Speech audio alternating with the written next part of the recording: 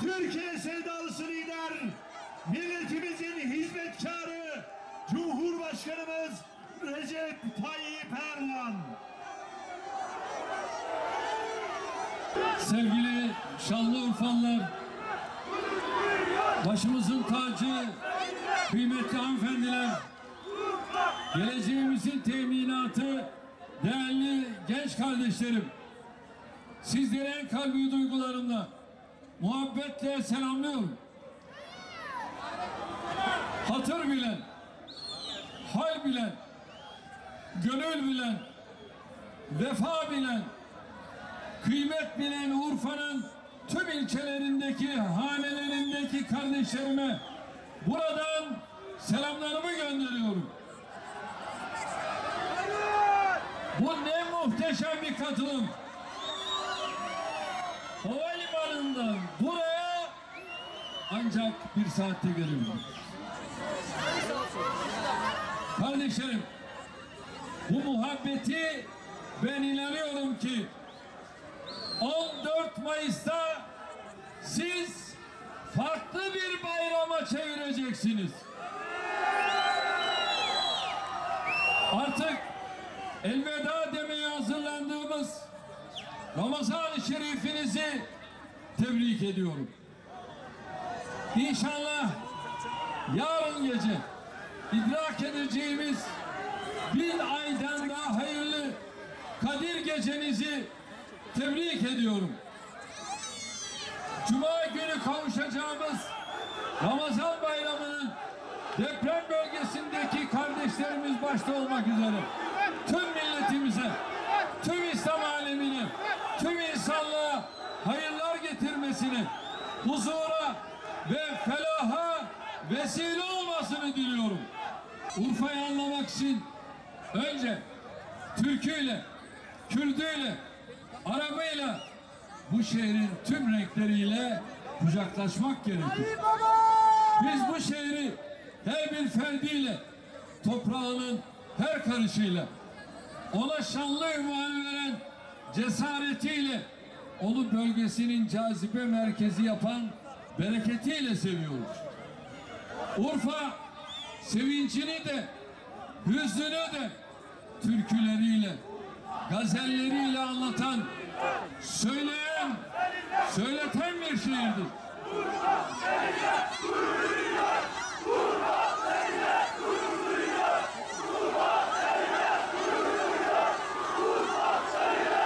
Ben de sizlerle gurur duyuyorum.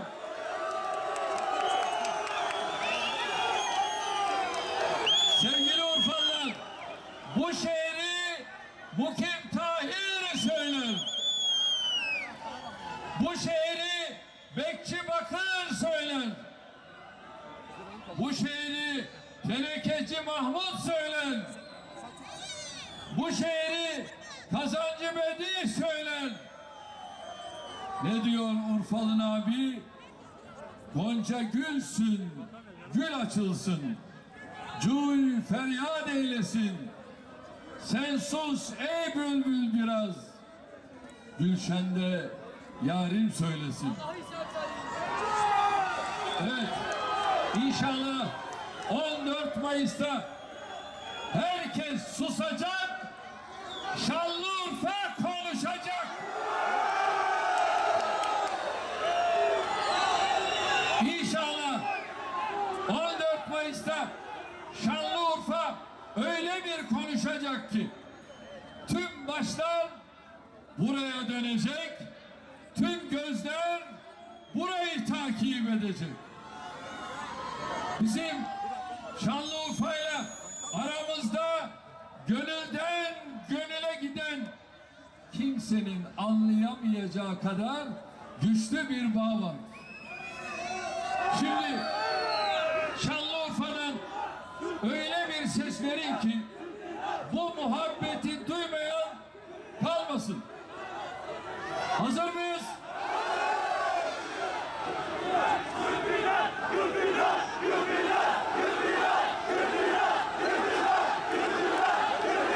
Şanlıurfa 14 Mayıs'ta çocuklarımızın geleceğine sahip çıkıyor muyuz?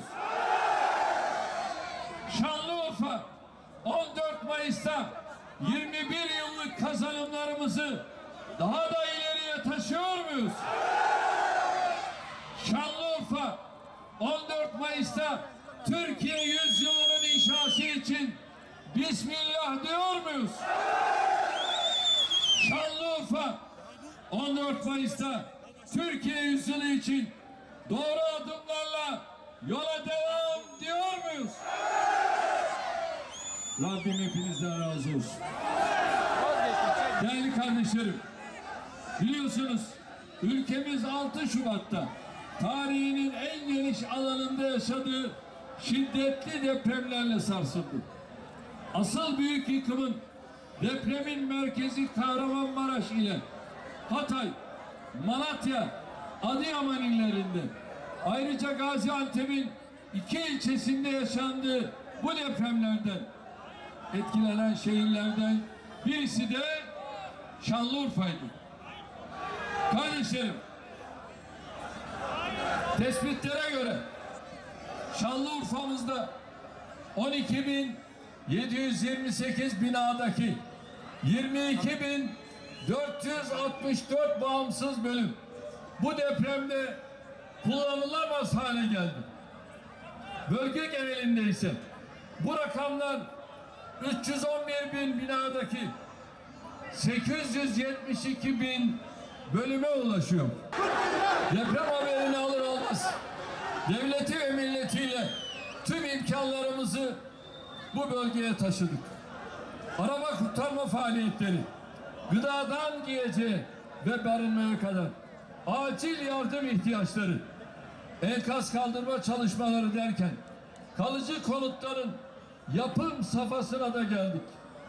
Öncelikle depremde hayatını kaybeden 50 binin üzerindeki insanımıza bir kez daha Allah'tan rahmet, yakınlarına sabırlar diliyorum. Yaşadığımız coğrafyanın güzelliklerinden istifade ettiğimiz gibi deprem ve sel gibi külfetlerine de katlanmak durumundayız. Nitekim Şanlıurfa depremin ardından bir de sel felaketiyle imtihan oldu. Sel felaketinde hayatını kaybeden vatandaşlarımıza da Allah'tan rahmet, yakınlarına başsağlığı niyaz ediyorum. Kardeşlerim, ölenleri geri getirmek elimizde değil. Ama afetlerin yaralarını sarmak, özellikle kayıplarını telafi etmek boynumuzun borcudur. Depremin ardından başlattığımız çalışmalarla şimdiden kalıcı konutların inşaatları yükselmeye başladı. İnşallah 319 bini bir yıl içinde teslim edilecek şekilde 650 bin yeni konut yaparak deprem bölgelerimizi ayağa kaldıracağız. Hatta bayramda inşası tamamlanan ilk köy evlerimizin hak sahiplerine teslimini de gerçekleştireceğiz. Dünyada bu çaplı bir felaketin üzerinden sadece 2,5 ay geçtikten sonra vatandaşlarını yuvalarına kavuşturmaya başlayabilecek başka bir devlet yok. Başka bir yönetim de yok. Çünkü biz bu milleti seviyoruz. Çünkü bu millete aşkla bağlıyız.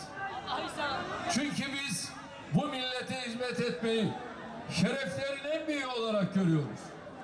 Çünkü biz bu milletin derdiyle dertlenmeyi, her meselesine çözüm bulmayı hayatımızın merkezine koyuyoruz. Bu hissiyat ve şevkle 21 yılda ülkemize asırlık demokrasi ve kalkınma atılımları kazandırdık. Bu sayede yaşanan tüm felaketlerin izlerini rekor sürede silmeyi başardık.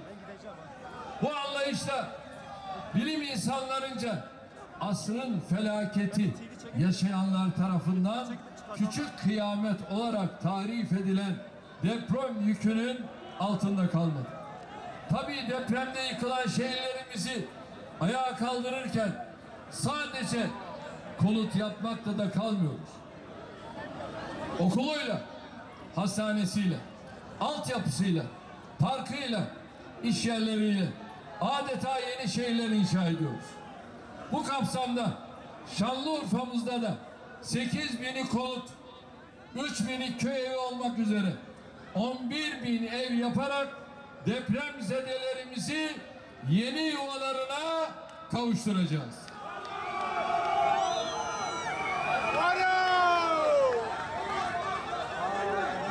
Şehirlerdeki konutları zemin artı 3 veya 4 kat, köy evlerini ise ahırı, bahçesi ve diğer kısımlarıyla tek kat olarak yapıyoruz. Her gün binlerce yeni konutun sözleşmesi yapılıyor, inşasına başlanıyor. Biz de deprem şehirlerimize yaptığımız ziyaretlerde yeni konut projelerimizin temellerini atıyor, daha önce tamamlananların da anahtarlarını teslim ediyoruz. Biz milletimizle birlikte kendi işimize bakacağız, kendi geleceğimize bakacağız. Zaten ülkemizde öyle bir muhalefet var ki başka kimseye gerek yok. Kendi kendileriyle yeteri kadar uğraşıyorlar.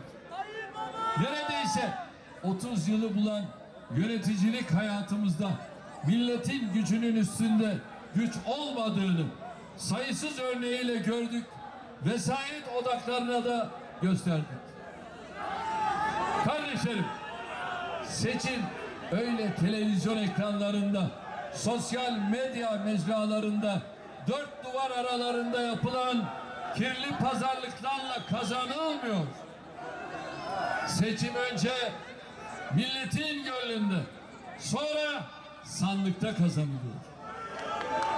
Milletin benim buna hazır mı? Milletimiz seçim günündeki tercih için kararını karşısındaki Cumhurbaşkanı adaylarına, ittifakları oluşturan partilere bakarak veriyor. Sahneye davet ediyorum Sayın Şükrü Demirkan. Buyurun.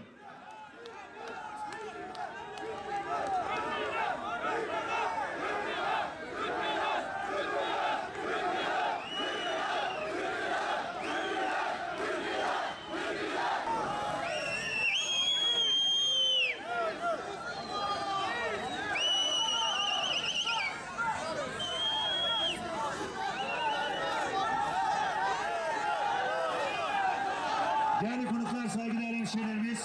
Ya Allah! Bismillah!